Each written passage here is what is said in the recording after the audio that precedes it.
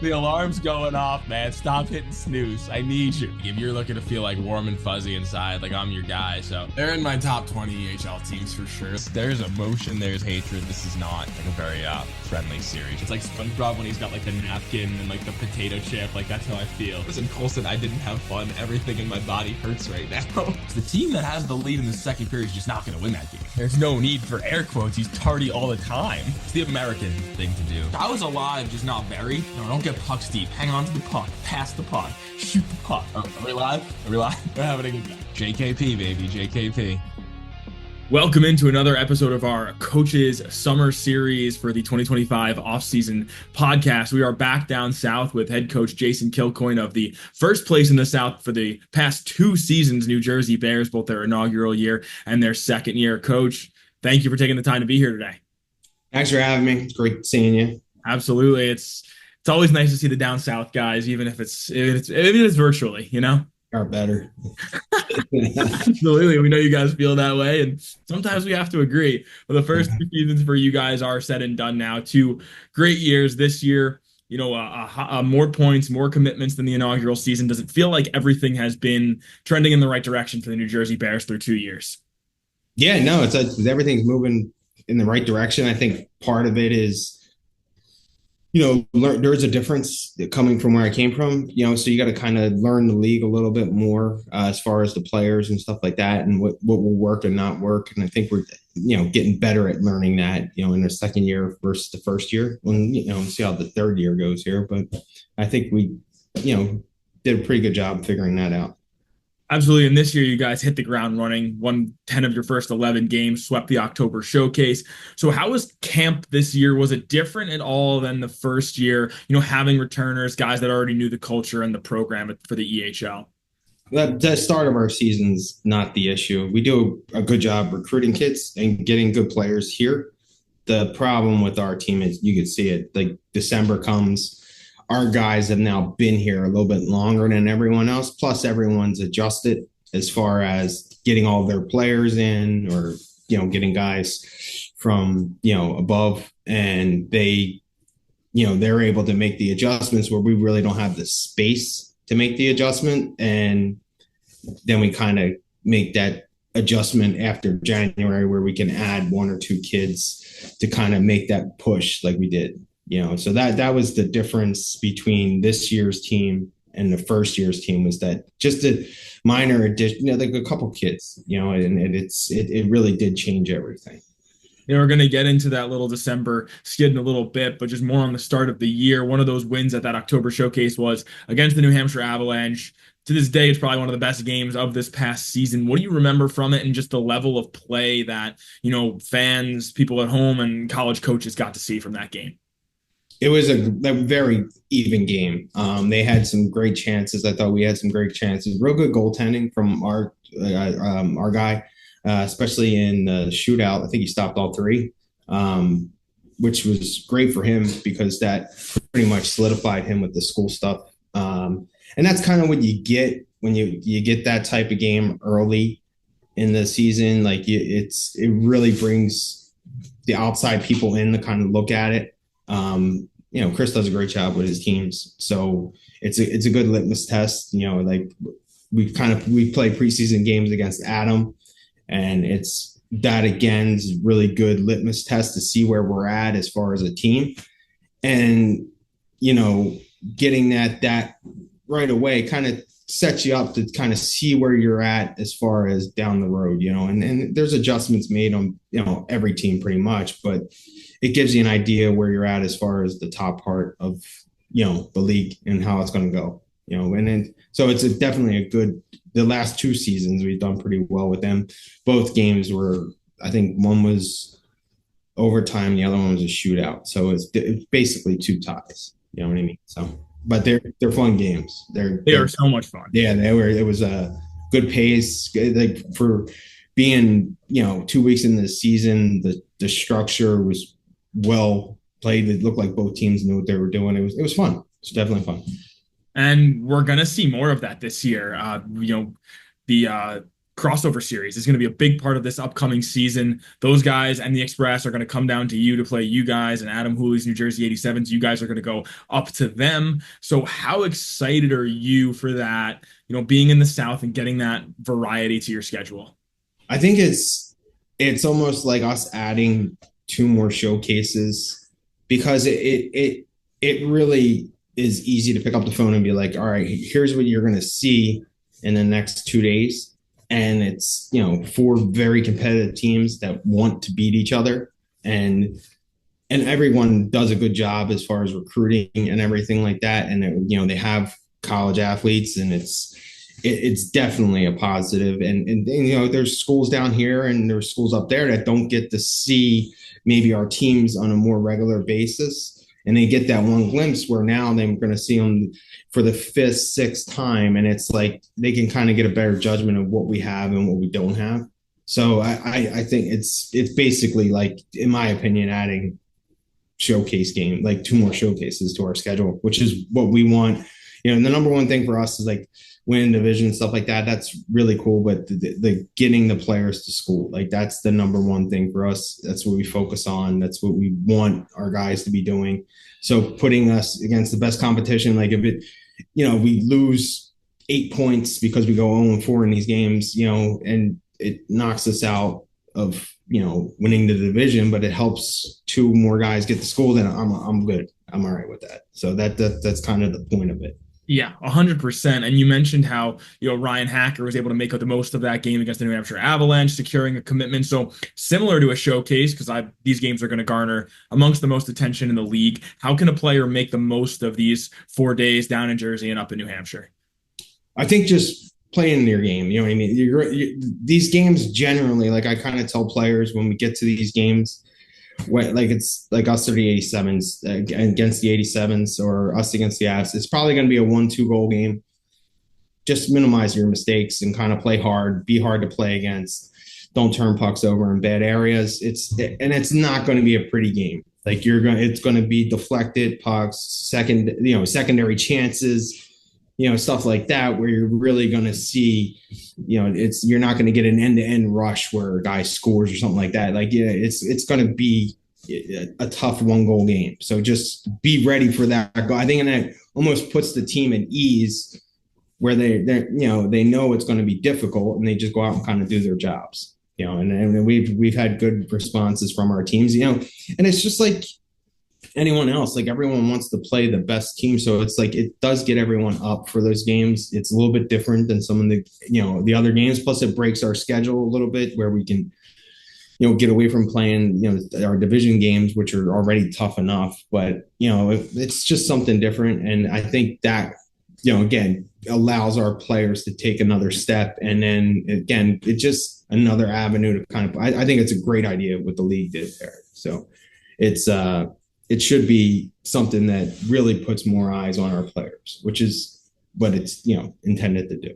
That's what it's all about. And just another added element is the travel. And we know guys love to travel. They love to hop on a bus together. So, what does that do for a team when they're going to get to be together in a different place, hotel, long bus ride? How does that help the team? I think, again, like, I think the new age junior leagues have, really focused on taking away that aspect of it. And then, like, it's important. Like, we have to be able to do that, budgets and stuff like that, busing, everything in the last 4 years is doubled or quadrupled in cost. You know what I mean? So but our, owners buying into that and being like, no, we're good with it, and paying for it and stuff like that. Like, that is very important. It also brings the team together, because we only get a couple of those trips where it's set up where they're going to be together, where you're on the road. Like, and I think our league does a really good job making the league efficient and how it runs and how we promote the players. Like, does a very good job at doing that. And I think adding these little bonus type things, I think is nothing more than I think everyone should be doing it, is what it basically comes down to. And I think it's definitely a bonus for everyone to get your guys down or up. It just puts them in front of a new set of eyes. I think it's great for everyone. you know. Well said for sure. It's something that we're all very excited for. I'll be down in Jersey. I'll be up in New Hampshire. So really looking forward to all of that. But getting back into last season, what you alluded to, the December showcase, dropping all 3 games, you outplayed your opponents in the majority of those games and then kicked off the new year with points in 10 straight. So how did you feel the team rebounded in January? And did you feel the break helped your team?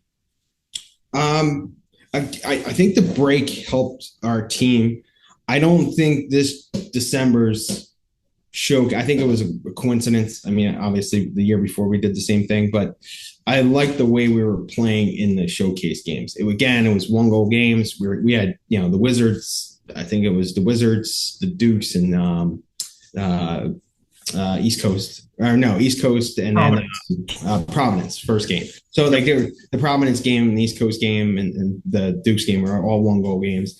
It was just one of those things where like we couldn't get past 2 goals, So I thought we needed to add some offense, and that kind of gave it the idea for the guy that we brought in coming in after January. So it was important in the aspect of kind of figuring out where the team was, but again, we're in a little bit earlier than everyone. So again, like I think our guys just got a little tired, and it's always tough when you have the Thanksgiving break and we send our guys home and then they come back and they get like that 3-week stretch. It's like, I've always dreaded it. Like, Yeah, it's like a tease of being home for guys that want to be home. Yeah, and it's like, guys want to,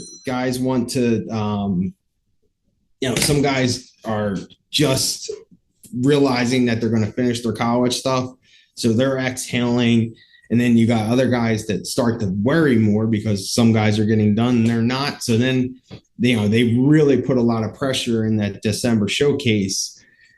And again, it's not the end of the world as far as getting guys done with school and stuff like that, but it's one of those things. I mean, maybe it's me too. Maybe they're just sick of hearing the same mess. I don't know. Could be. But it seems like there's definitely something there. We're like 6-0 in October, 0-6 in December. So I'm sure there's something wrong there. But like I said, it kind of gives us a gauge, and again, the teams are resetting. So yeah, you're going in and you're playing a different team that you saw in October for the most part, and we're not. So it's it's really one of those things where you got to make an adjustment to see where you need to add in if you do have to add. So.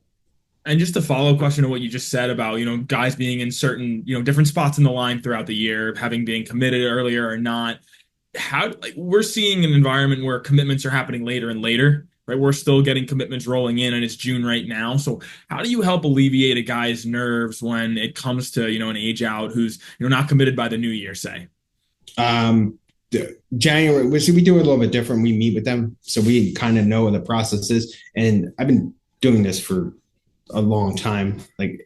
So it gets to a certain point where there's certain schools or certain programs, and it's my opinion where I will start to push the player to decide on this or not, but at the same exact time, it's like, if they're not going to, we try to get our guys done as early as possible, and, good, bad, or indifferent, it's the best way to do it.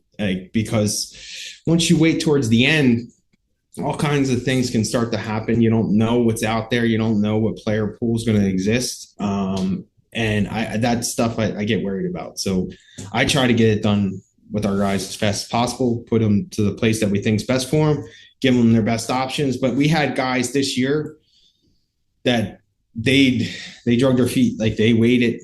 They had plenty of options all year. And, by the end, they still got the place that they wanted, and everything else worked out, and it worked out for them. But I do not suggest doing it that way. So it's, once the school shows interest in you, we cater to them. We get them right on campus. We don't, if they got to miss a game, they miss a game. Like, it's one of those things where I use that as the most important thing, and getting them on that campus and then making sure it's something that they want to do, and, they go through it, and there you go. That's kind of the way we do it, and try not to wait until the end of the year when everyone's kind of lumped up. Does that help you? with complacency and playoff time and stuff like that, because a lot of our guys are generally done. I don't know, like I don't know. We have to ask the players on that one. So. Yeah. Well, that's interesting. I appreciate that answer. I mean, it's great to have everybody's perspective on that. But back to the season. So towards the end of the year, 87's catching up ground on you guys. Was that something that your guys were keyed into at all? And did it become a point of focus, not letting those guys catch you for first place? I think they went past us at one point. Like, I think they caught it, like, because we always had games in hand, and they caught back up with the games, and then I think they went past us, and then we went back over. Yeah, that was great. It was Adam and I were going back and forth with it. So then we got like a 2-game series, which was awesome. Like, it was great. So we won those 2 games, which kind of set us on a thing, and then we dropped our next 2 games, which then brought us right back to like even. So it's like we were just getting comfortable after that week playing him, and then we just we got complacent again, but they came back and finished the year strong, which is important. You can only win so many things. Like Adam had a great year. Obviously, they won both the Premier and EHL. They had great teams too. Their teams were awesome this year. And, it's one of those things where, you can only do so many things. Like, a little bit of luck's involved in playoffs and stuff like that. And then, the team that's kind of playing better usually wins. And, then goaltending, whatever it comes down to, like, you run into 5 different things during the playoffs that usually end your season. And, you got to be lucky to hit on 4 out of 5 of them to kind of move on. And that's, so winning the division over the course of the year is just basically showing you what the team was able to do over the long haul of the season. So, and, obviously it's not important at all because we, gotten swept like first round both years. So it's not a benefit for us. Maybe we need to lose the division. So I don't know. But, Jersey Bears gunning for second place next year. Yeah, we want to win. I love it. So we'll see. Wow. Yeah, I mean, 4 games against the 87s, though, were 1-goal games. As a whole, the South Division is the picture of parity. When you talk about the EHL and you talk about parity, it is one of the best leagues for it. And then when you look within it, it's the South Division. That's the beacon of parity. So how much do you think that helps prepare your guys for college hockey, even though there's a lot of familiarity in that schedule? Well, you get that in college. I mean, if you check out the schools playing, there's a couple that kind of are separating themselves from the rest of their division. Everyone else is pretty much right there, and then they're all 500. You know what I mean? And so I think you kind of see that in our division. Like our division, every game you play, it's going to be tough. Like, and we set it up that way, which is fun. Playing back-to-back games in the same week and keeping the same opponent really gives everyone the advantage. I mean, like we've had games this past season where we played one opponent and we lost real bad. And then 2 nights later, we were able to come back and beat them, And so it's one of those things where, I think setting that up, it kind of gets them prepared because their college season is going to be so short, and you get a bunch of games condensed real quick, and you don't have time to kind of like, you can't take a week off in college. It might knock you out of a tournament, it might knock you out of the playoffs, and that's kind of the way our division is. Like you take a week or 2 off, like you said, like, I think it went back and forth like 3 different times with us in the 87s in the last 2 months. And it was just, and a lot of it wasn't like, we lost our last game of the year against New England, and, the 87s lost to someone, I think it was Connecticut, the Nor'easters, in in 1-goal game. And that kind of put us in first place. And the next day we lost. So, we almost lost first place too. So that would have been fun. But so I mean, that's what you get. You know what I mean? That's what you're signing up for, and it's a credit to all the coaches in the division. Both Adams, Mark, they do. Zach will do a great job this year, and they all. We're very competitive, but at the same exact time, it's friendly competition. We're not at each other's throats. Like we're I was happy for Adam when they won. You know what I mean? I wanted someone from our division to win the league. Yes. And that was exciting, like, for me at least. But Um, the rest of the division know, like, they want to beat us and we want to beat them, and but at the same exact time, I think there's some sort of respect inside the division too, as far as with everyone. You know what I mean? We're not looking to hurt one another. So Yeah. not yet. So I think that was the sentiment. I mean, even at the combine, like when the South guys were sitting in that office together, they were talking about how happy they were that a South team won the championship. Because I mean, call a spade a spade. Sometimes you guys do get overlooked down there. I mean, it's geographically a little bit away from where the bulk of the footprint of the league is. We've done a better job getting down there and stuff each and every year. But I mean, yeah, there's a little bit of a chip on the shoulder, I think, in the South Division. oh yeah, no, and like I think it's one of those things where that's been a focus, like, since I've been in the league. At least, like, what I've noticed, like, with Adam and Mark being around for a long time, they've kind of, like, we've kind of done things together as a division, and then, like, try to make things a little bit better, a little bit better of a product in our own way, as, like, part of the EHL. Like, we try to do different things to make it more competitive and stuff like that, and I think it all works out, making it a better product as far as getting guys to school, and making the on ice product better.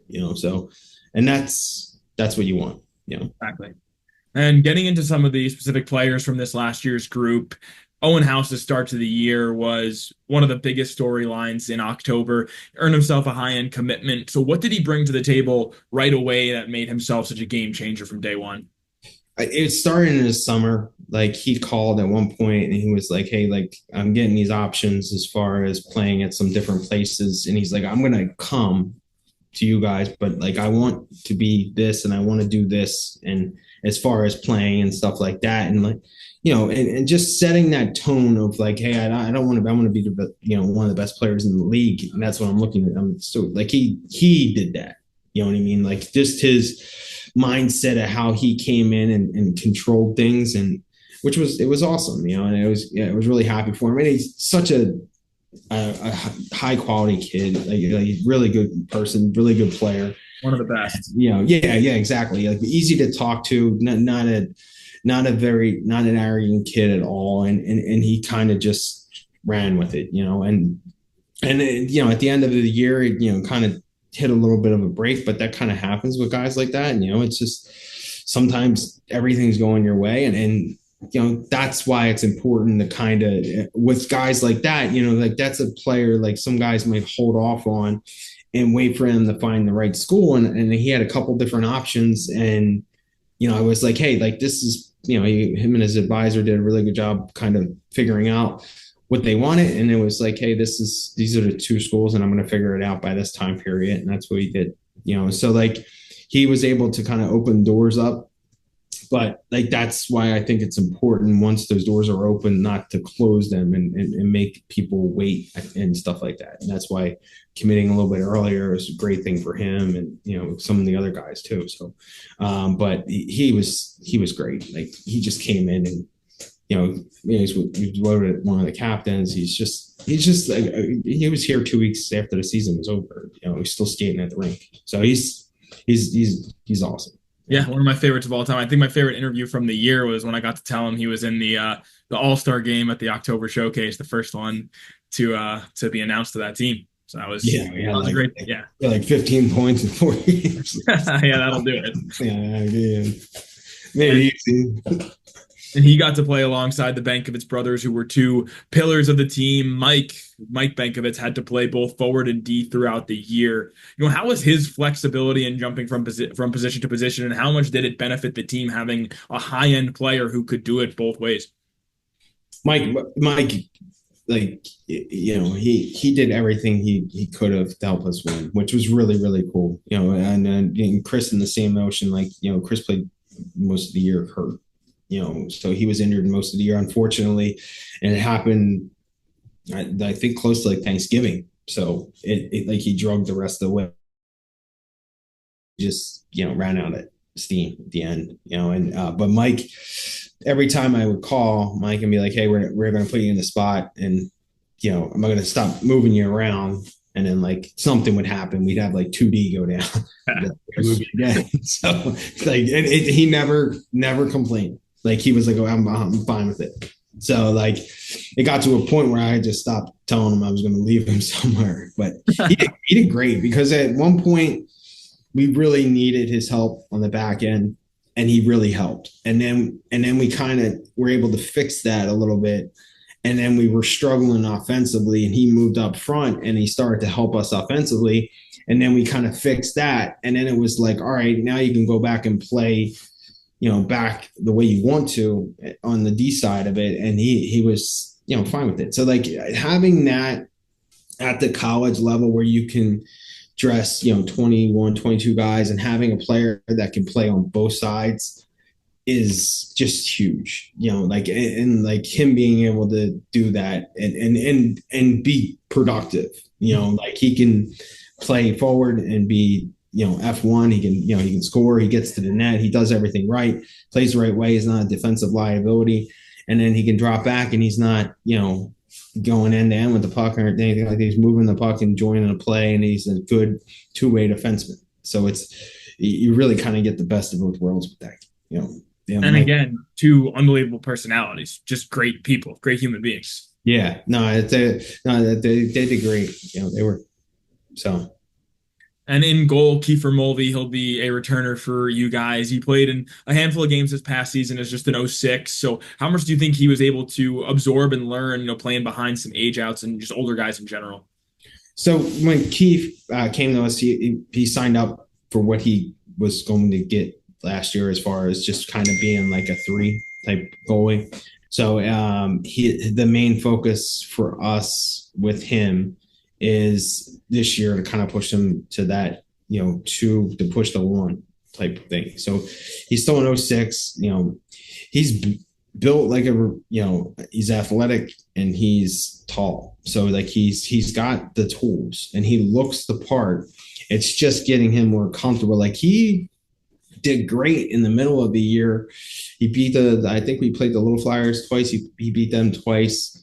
And he was really doing really well in his games that he was getting. The problem is that we had Ryan and we had, Mikos. So he was really falling into an area where he was losing games, and we had to solidify that starting goalie. So he kind of fell into that position there.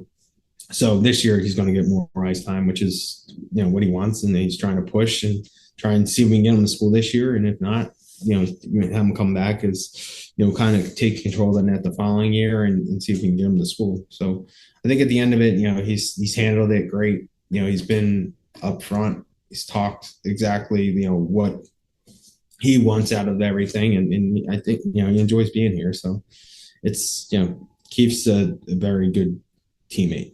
Absolutely. And just a final note on this past season, the inaugural year for the Bears at the Premier level, which had a good campaign. They finished second in the South. Jackson did a great job. So how did having another team in the building, another group of guys, add to what you guys were already building at the Bears? Well, I think it just kind of put us in a position where, that's a hard team to start, but once you start it, if you do well, like again, using the 87s as the example, I mean, they do a really good job. We do a little bit different than they do, but it's really important to get off the ground running. And Jackson just did a phenomenal job. He stepped right in, took control of the team, ran the team. Like he did. They finished in second place. I think at one point they were pushing for first. They ran into some injury stuff, and he does a good job handling them. And again, they got better over the course of the year. And I think he had 5 or 6 guys who ended up going to school, which was great, and maybe even more, which was awesome. And then so now it's kind of just reset and redo it again, and that's really what he's looking for. But the good thing with having Jackson's the assistant coach of the EHL team, and the good thing about having him do the Premier team is that he sees the difference on what the the two teams have. Like, so when a player is trying to figure out how he needs to get to that next level, he's able to actually sell them because he's seeing it every day. Like, so having that experience, that's how I came through too. Like when I was with the Junior Flyers years ago, that's how I was, with Jerry. So it was basically, I would work for the younger team for the first couple of years. And so when you get with both teams and you're practicing with them, there's a difference in speed, difference in the way they handle each other, difference in decision making and stuff like that. And they're usually things that hold players back from, moving up and stuff like that, and getting them to realize that. And the other thing is him realizing the players that are getting it and they are excelling and, trying to move them up as fast as they can. We did really good getting some, I think we had like 4 or 5 of those guys in games last year, which is really important to give them that exposure. And they're always allowed to practice with us. So it's really great to see them kind of start that off the right way. Cause I know Jackson put in a tremendous amount of work last summer, and, to get him to see, rewarded for it, it was awesome. So, but I also didn't doubt him. I knew he would do it. Yeah. I mean, in my years of being here, 2 unbelievable additions to the league and at both levels the Bears have been. And with the 3rd year now ahead, are there any big lessons that you're bringing in for this upcoming season about, the goals of the New Jersey Bears? No, I think we need to take the next step. I think we need to, we need to push through in the playoffs and stuff like that, and kind of really cement it. Like, generally it takes, when you go into an organization, it really takes 3 years to get to where you really try to, compete for a championship or something like that. That's what a lot of people tell me. I think we kind of got ahead of it just because we had a good starting class that came with me from the other organization. But, I think the number one thing for us is kind of learning what works and doesn't work, because that's the hard part about the league. It is very competitive. So you need very competitive people, and that doesn't show up in a summer tryout, or that doesn't show up. You don't find that out until they get here. So we've been very fortunate having those players right off the start. So, it's eventually, you want to try and dial it in where maybe our start's a little bit slower this year, but we're figuring it out to the point where we're better at the long run. I don't know, but we'll see. I mean, I think, I just see what works and doesn't work in the league.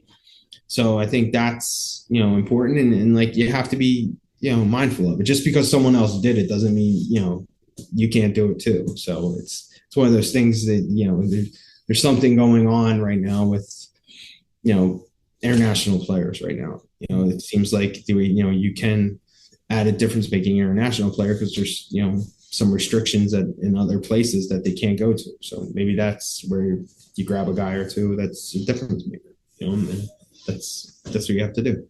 Yeah. So, it's ever changing what this is. So yeah. I mean, you had the what's the name last year in the 87s. I mean, he was awesome. And then the leg off, and then you had the guy up with you guys. He was awesome too. The Swedish kid. Odin, yeah, Eli. Awesome. Yeah. So I mean, it gives you access to them, and then those guys, they want to stay and go to school in the United States. So that's or they want to go move on, play pro hockey, like off. That's awesome. All right. Well, Coach, thank you very much for your time today. Great to get your thoughts on everything. We are very fortunate to have the Bears in this league now, and heading into the 3rd year, we're looking forward to seeing it. I can't wait to be down in Flemington for the crossover series and some other games. It was great to get there this year. So thanks for everything, Coach, and thank you for your time today. Thanks for everything you guys do, man. You guys are the best. Thanks. Thanks for listening to The E Show, presented by the Hockey Podcast Network. Learn more about us at easternhockeyleague.org. And follow us on all of your favorite social media platforms. Also, be sure to subscribe and get notified when our next podcast episode is released.